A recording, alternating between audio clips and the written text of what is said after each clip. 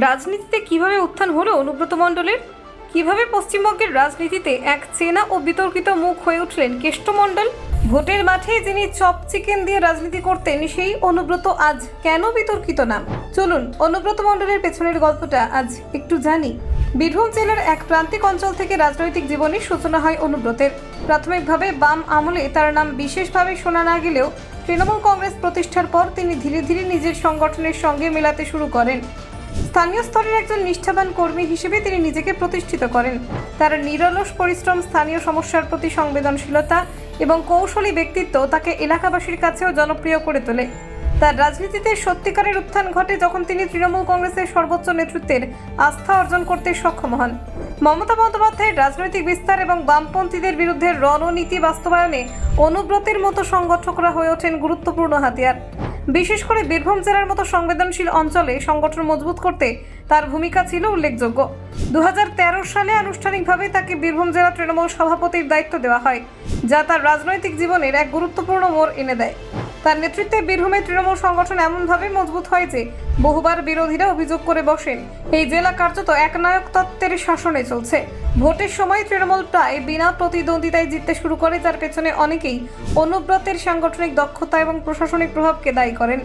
জনসাধারণের অনেকেই তাকে দেখেছেন একজন সহানুভূতিশীল নেতা হিসেবে, যিনি দুস্থদের পাশে দাঁড়ান, প্রয়োজনে আর্থিক বা চিকিৎসার সহায়তাও দেন। আবার সমানভাবে বিরোধীরা তাকে একজন দমনমূলক নেতা বলে আখ্যা দেন, যিনি ভয় দেখিয়ে রাজনৈতিক নিয়ন্ত্রণ বজায় রাখেন। তার বিরুদ্ধে বিতর্ক তৈরি হতে শুরু করে মূলত তার আক্রমণাত্মক ও প্রথা বিরুদ্ধ বক্তব্যের কারণে। তিনি বহুবার সংবাদ মাধ্যম বা দলীয় সভায় এমন সব কথা বলেন যা রাজনৈতিক শালীনতার গণ্ডি ছাড়িয়ে যায়।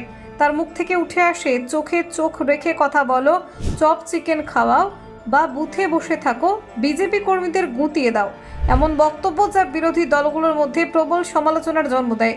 একাধিকবার নির্বাচন কমিশন তার বিরুদ্ধে ব্যবস্থা নেয়, কিন্তু তিনি তাতে বিশেষ গুরুত্ব দেননি। তার রাজনৈতিক জীবনের সবচেয়ে বড় ধাক্কা আসে 2022 সালে, যখন গরু পাচার কেলেঙ্কারিতে তার নাম জড়িয়ে পড়ে।